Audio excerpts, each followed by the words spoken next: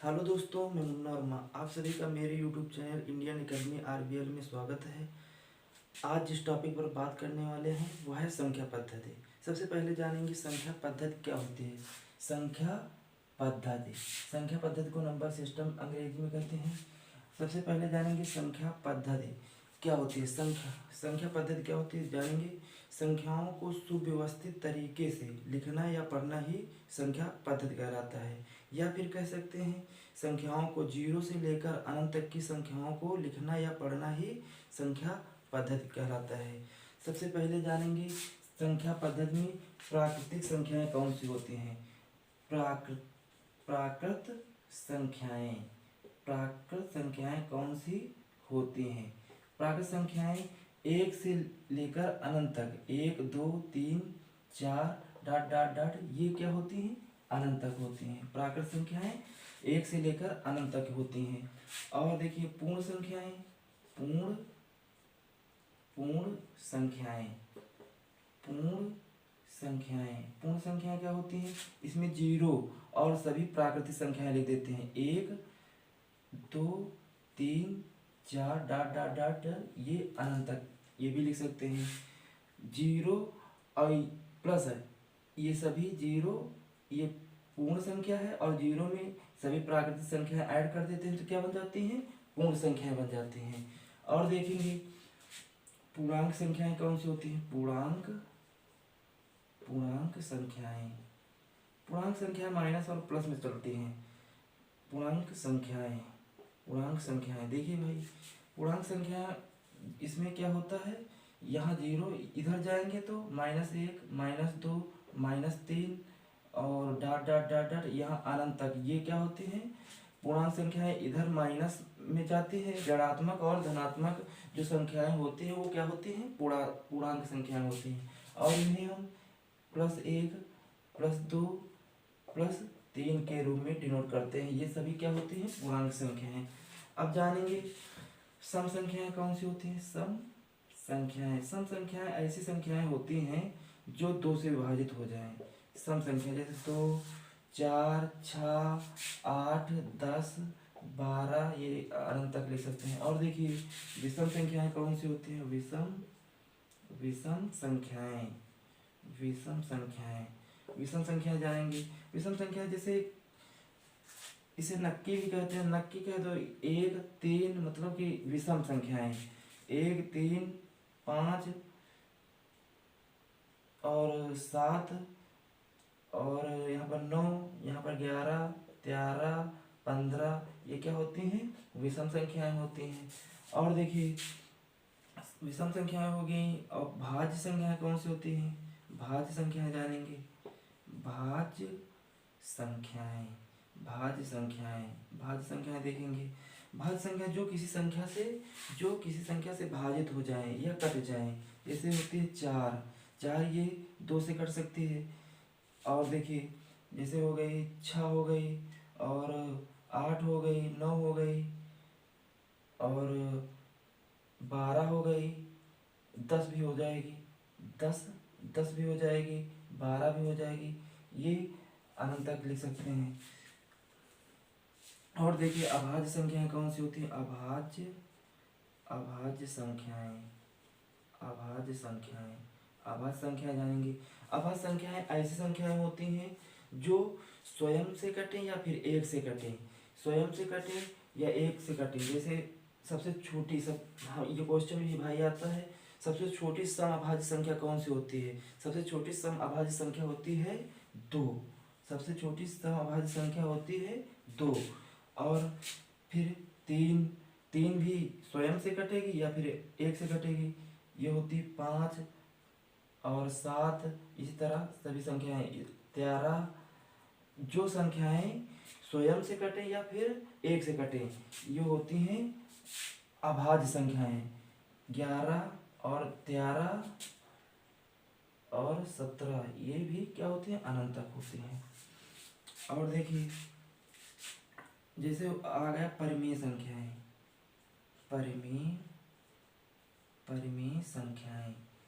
संख्याएं जानेंगे क्या होती हैं। परिमेय संख्याएं वे संख्याएं होती हैं जो p/n क्यू के रूप में लिखी जाती हैं। और Q does not equal to zero, Q अगर जीरो होगा तो ये सभी ये अनंत हो जाएगा, इसलिए क्यू का मान एक ही रखेंगे। एक से स्टार्ट करते हैं। पर पी बटे क्यू के रूप में कौन सी संख्या होती हैं? जैसे हो गया 2/3, 5/4, 5/6, 7/8, 12/13, ये सभी क्या होती हैं? परिमेय संख्याएं होती हैं। और देखिए अपरिमेय संख्याएं, अपरिमेय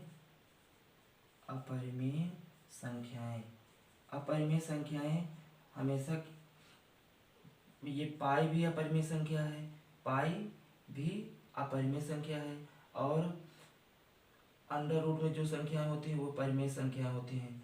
2 और 5 और 7, ये सभी क्या हैं? परिमेय संख्याएं हैं। और देखेंगे आगे हम, ये सभी नोट कर लीजिए, काम करेंगे, सब समझ में आ जाएगा। आगे देखिए,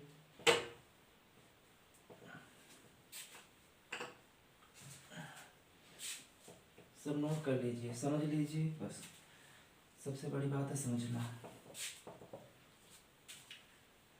आगे हम देखेंगे कुछ पॉइंट है, उसे नोट करके लिख लीजिए भाई।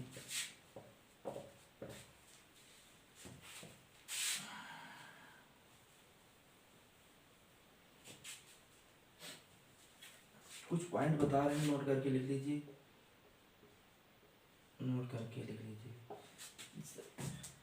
अगर हम कहें जीरो को हम क्या कहते हैं? सम पूर्णांक। क्या कहेंगे? सम पूर्णांक। जीरो को हम सम पूर्णांक कहते हैं।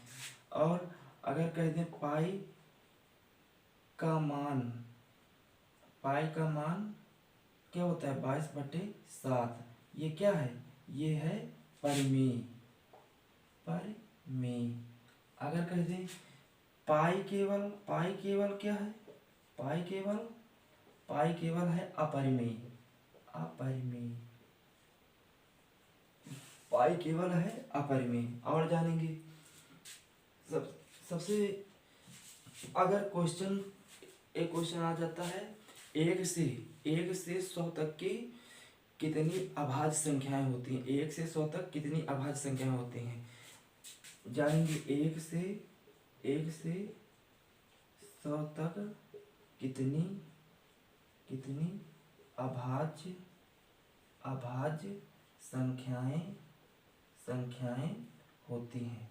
संख्याएं होती हैं। 1 से 100 तक कितनी अभाज्य संख्याएं होती हैं? 25। अब जानेंगे ये कैसे होती हैं, इसके आगे हम जानेंगे ये कैसे 25 होती हैं। तो सबसे पहले देखेंगे 1 से 50 तक कितनी अभाज्य संख्याएं। 1 से 50 तक कितनी अभाज्य संख्या होती हैं? 15। 1 से 50 तक कितनी अभाज्य संख्या होती हैं? 15। और देखिए 50 से 100 तक कितनी अभाज्य संख्या होती हैं? 50 से 100 तक कितनी अभाज्य संख्या होती हैं? 10। ये सभी ऐड कर देते तो कितनी हो जाती हैं? 25। तो 1 से 100 तक कितनी अभाज्य संख्या होती हैं? 25। अगर पूछ लें 1 से 50 तक कितनी अभाज्य संख्या होती हैं? 15। और 50 से 100 तक कितनी अभाज्य संख्या होती हैं? 10। और टोटल कितनी होती हैं? कुल कितनी होती हैं 1 से 100 तक? 25। देखिए ये नोट कर लीजिए। और देखेंगे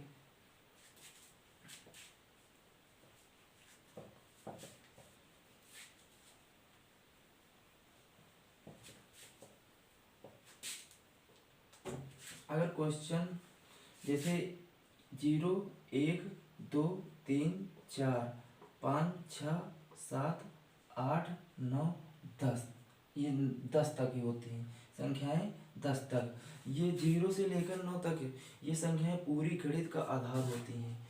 इन्हीं संख्याओं के विषय में हम पढ़ते हैं। सबसे पहले देखेंगे यहाँ पर, जैसे कोई संख्या है 6, 7, 8, 9, ये संख्या है। इसमें हम जानेंगे जाति मान और स्थानीय मान। 6, 7, 8, 9 में जानेंगे स्थानीय मान और जातीय मान क्या होता है। देखिए स्थानीय मान, यहाँ स्थानीय मान लिख लेंगे, स्थानीय मान। देखिए स्थानीय मान जैसे इसमें कहते हैं इन संख्याओं का स्थानीय मान, ये 6 संख्या है, 6 अंक है, इसके बाद कितने अंक है, 1 2 3, कितने अंक हैं, 1 2 3, 3 जीरो लगा देंगे। 6 के बाद कितने अंक हैं, 1 2 3, तो कितने जीरो, 1 2 3, 3 अंक, 3 जीरो लगा देंगे। और देखिए यहाँ पर 7 लिखा है, यहाँ पर 7 लिख लेंगे। 7 का स्थानीय मान क्या होगा, यहाँ पर अगर पूछ लें 7 का स्थानीय मान क्या होगा, तो 7 का स्थानीय मान, तो इसके बाद 1 2, 2 जीरो लगा देंगे। कहते हैं 8 का स्थानीय मान, तो 8 लिख देंगे। 8 के बाद कितने अंक है, 1 अंक है, तो 1 जीरो लगा देंगे। यहाँ पर 9 लिख देंगे। 9 के बाद कोई है नहीं संख्या, तो 9 के उतार देंगे। अब अगर इनको हम ऐड करेंगे, तो यही संख्या प्राप्त हो जाएगी। आगे देखिए ये हो गया स्थानीय मान। अब देखेंगे जातीय मान क्या होता है। जातीय मान वह होता है जो वही संख्या प्राप्त कर दे, या इसे फेस वैल्यू भी कहते हैं। जैसे देखिए जैसे छ ये है, छ का जातीय मान क्या होगा, छ का जातीय मान छ ही होगा। छ का जातीय मान फेस वैल्यू, मतलब कि छ का जातीय मान पूछेंगे तो छ ही हो जाएगा। अगर पूछ ले 7 का जातीय मान क्या होगा, 7 ही होगा। अगर पूछ ले 8 का जातीय मान क्या होगा, 8 ही होगा। अगर पूछ ले 9 का जातीय मान क्या होगा, 9 का जातीय मान 9 ही होगा। ये सभी नोट कर लीजिए। समझ में आया कि नहीं आया, ये समझ लीजिए, बस समझना है। स्थानीय मान क्या होते हैं, स्थानीय मान जैसे 6 लिखे, 6 के बाद कितने अंक है, 1 2 3, तो 3 जीरो। और 7 लिखे, 7 के बाद 7 लिख दिए, और कितने अंक है, 1 2, 2 जीरो लगा दिए। और जातीय मान वह होता है, जातीय मान फेस वैल्यू, जैसे 6 का जातीय मान 6 ही हो जाएगा, 7 का जातीय मान 7 ही हो जाएगा, 8 का जातीय मान 8 ही हो जाएगा, 9 का जातीय मान 9 हो जाएगा। इसे नोट कर लीजिए और समझ लीजिए। और आगे देखेंगे, इसमें भाई क्वेश्चन भी पूछ लेता है एक, जैसे देख रहे हैं अभी, जैसे क्वेश्चन आ गया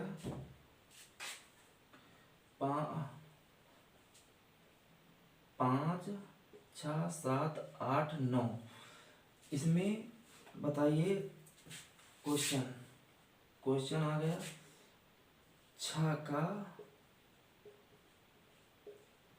का जातीय मान, 6 का स्थानीय मान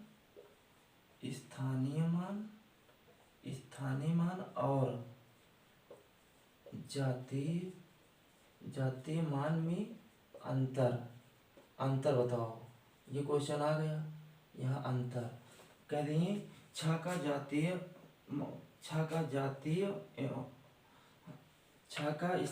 का स्थानीय मान और जातीय मान में अंतर बताइए। 6 का स्थानीय मान और जातीय मान में अंतर बताना है, तो 6 यहाँ लिखा है, 6 लिख देंगे। और कितने अंक, 1 2 3, तो 3 जीरो लगा देंगे। और देखिए, और कहते हैं 6 का जातीय मान वही संख्या हो जाएगी। अब इसको लिख देंगे, 6 में 4, 10 में 6 गए, 4 बचे, यहाँ पर बचे 9 और 9, यहाँ पर 5, 5,994 हो जाएगा।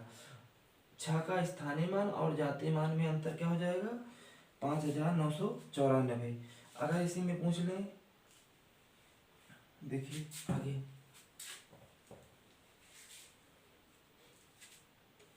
अगर एक क्वेश्चन और पूछ लें, इसमें 7 का स्थानीय मान और जातीय मान में अंतर बताइए, तो 7 लिख देंगे, सरल सी बात है। और यहाँ पर कितने अंक हैं, 1 2, 2 जीरो लिख देंगे। और 7 का जातीय मान क्या हो जाएगा, 7 हो जाएगा। यहाँ पर 3 बच जाएगा, 10 में 7 गए 3, यहाँ पर 9 बचा, यहाँ पर 693 आंसर आ जाएगा। ये बात समझ में आई कि नहीं आई। देखिए बहुत आसान तरीका है, समझ लीजिए सब।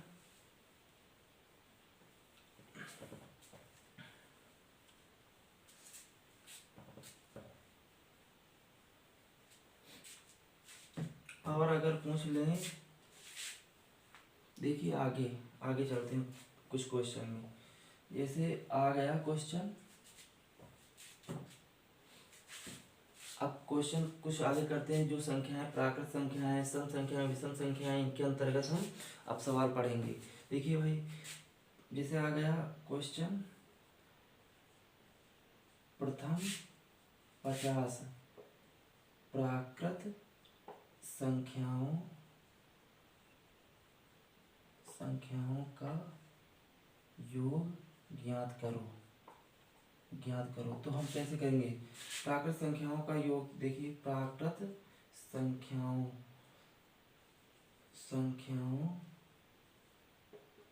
का योग, इसे हम ऐसे भी लिख सकते 1 2 3 dot dot dot dot plus 50 तक लिख सकते हैं। अब देखिए प्राकृत संख्याओं का योग निकालना है। योग तो क्या होगा, n प्लस 1/2। अब n का मान कितना दिए हैं इसमें, n का मान 50 दिए हैं, यही n का मान हो जाता है 50 और 50 प्लस 1/2। यहाँ से 2 से 2 दूना 4 2 पंचे 10, यहाँ 25 गुणे 51 आ गया। अब इसका मल्टीप्लाई करेंगे तो क्या हो जाएगा, 25 से कम 25, 25 पंचे 125, 125, यहाँ क्या हो जाएगा 127। 25 पंचे 125, 125 दो कैरी आया था, दो कैरी लिख लेंगे तो क्या आ जाएगा 127। अब देखिए सेकेंड मेथड से लगाना है। यहाँ क्या दिए 1 2 3 4 डॉट डॉट डॉट डॉट 50 तक। सेकेंड भी देख लीजिए, सेकेंड तरीका देखिए, एक होता है संख्या को क्या बोलते हैं, n भी बोलते हैं। यहाँ पर क्या हो जाएगा, अंतिम संख्या, एक होता है सूत्र अंतिम संख्या माइनस प्रथम संख्या बटे सार्वंतर। क्या होता है, सार्वंतर गुणे क्या होता है, यहाँ पर गुणा नहीं होता है, यहाँ पर प्लस 1 ऐड हो जाता है। ये होता है संख्या बराबर अंतिम संख्या माइनस प्रथम संख्या बटे सार्वंतर और प्लस 1। तो इसमें अंतिम संख्या क्या है 50 है, तो 50 लिख देंगे, माइनस अंतिम प्रथम संख्या क्या है 1 है, बटे सार्वंतर। यहाँ सार्वंतर का मतलब देख लीजिए, सार्वंतर का मतलब होता है d2 minus d1 difference. d2 minus d1 पहली दूसरी संख्या और पहली संख्या का डिफरेंस हो जाता है। तो यहाँ पर क्या हो जाएगा 2 माइनस 1, यहाँ पर 1 हो जाएगा, तो इनका सार्वंतर क्या हो जाएगा 1 हो जाएगा प्लस 1। तो n बराबर कितना निकलेगा, यहाँ पर हो जाएगा 49। n बराबर क्या हो जाएगा 49 प्लस 1 बराबर 50। ये संख्या निकली है, n बराबर 50। अब जानेंगे योग क्या होता है इसका। योग का सूत्र क्या होता है, अंतिम संख्या और प्लस प्रथम संख्या बटे 2 और इंटू ये संख्या ये निकली, इसका गुणा हो जाता है n। तो क्या हो जाएगा, अंतिम संख्या क्या है, अंतिम संख्या है इसमें 50, तो यहाँ पर क्या लिख देंगे 50, और प्रथम संख्या क्या है 1, तो इसको 1 जोड़ देंगे और बटे 2 और इंटू n का मान कितना दिए हैं 50। क्या दिए हैं 50, तो यहाँ काट देंगे 2 1 कम 2, 2 दूना 4 2 पंचे 10, तो यहाँ पर 51 गुणे 25। अब वही संख्या प्राप्त होगी 1275। यही योग क्या आया, 1 से 50 तक की प्रथम 50 प्राकृत संख्याओं का योग 1275। इस तरीके से लगाएंगे तो ये तरीका बड़ा हो जाएगा। अगर पेपर की दृष्टि से लगाएंगे तो ये वाला तरीका लगाएंगे, जिससे कि क्वेश्चन हम बहुत जल्दी से सॉल्व करते हैं। और पेपर में हमें यही वाला तरीका लगाना है, ये वाला केवल समझने के लिए है बस। और आगे देख लीजिए, जैसे क्वेश्चन आ गया, ये नोट कर लीजिए, सब समझ लीजिए। और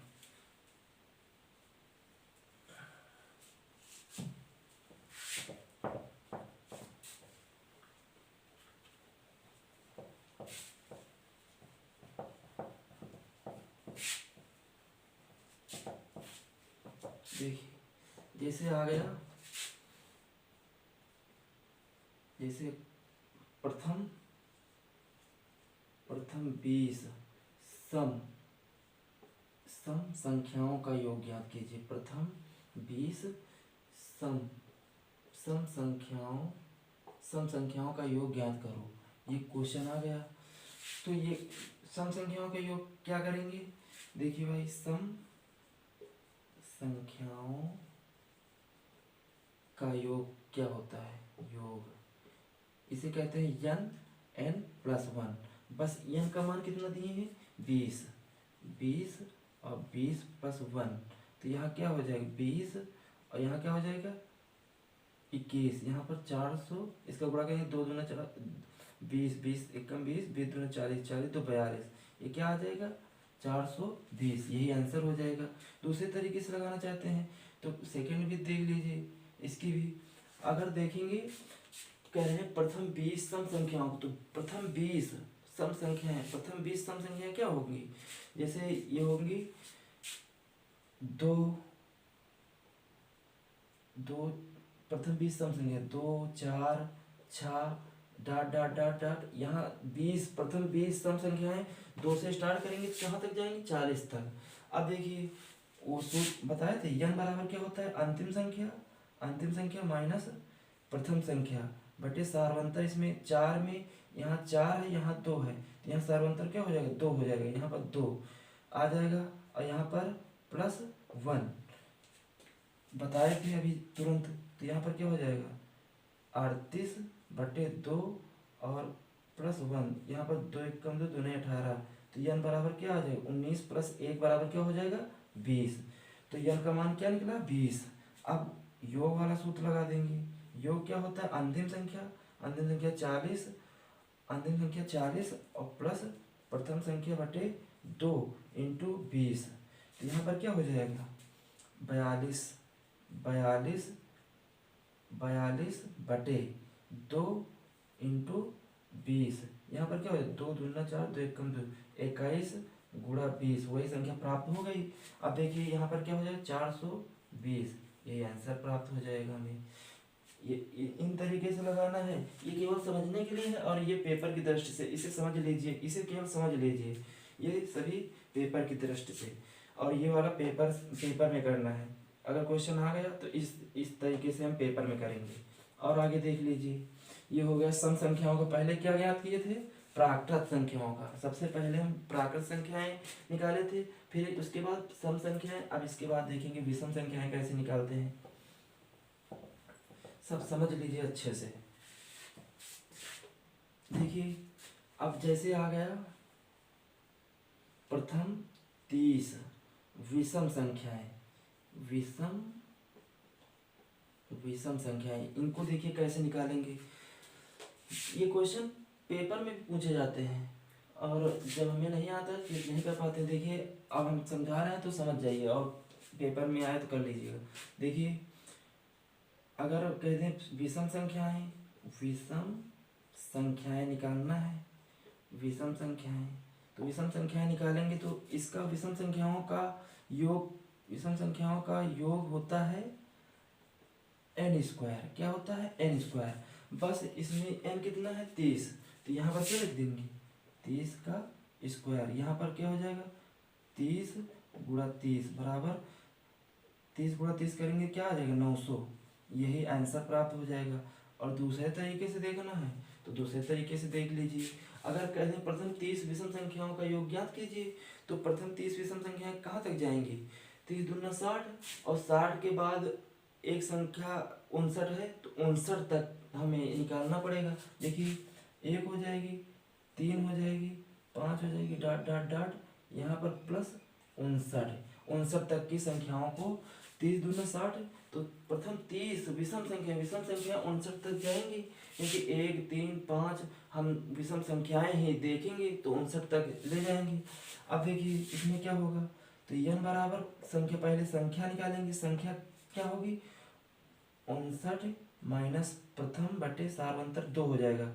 यहाँ सार्वंतर क्या हो जाएगा? 2 हो जाएगा और गुणे यहाँ पर +1 हो जाएगा। तो यहाँ क्या हो जाएगा? 59 में 1 चला जाएगा तो 58/2 और +1, तो यहाँ 2 दूना 4, दो दूना 4 दूना 18। यहाँ पर n बराबर क्या आ जाएगा 30।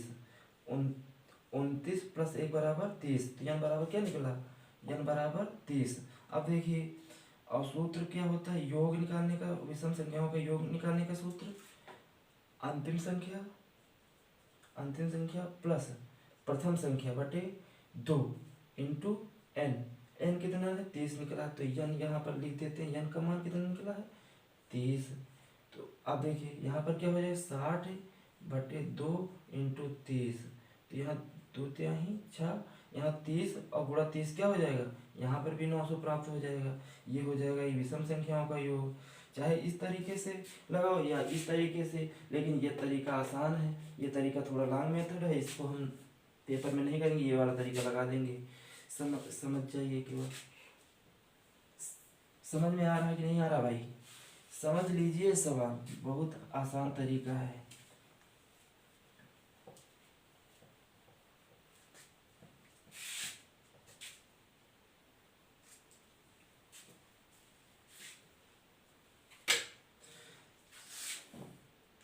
तो दोस्तों आज हम इतना ही पढ़ते हैं और कल से क्लास आगे कंटिन्यू करेंगे।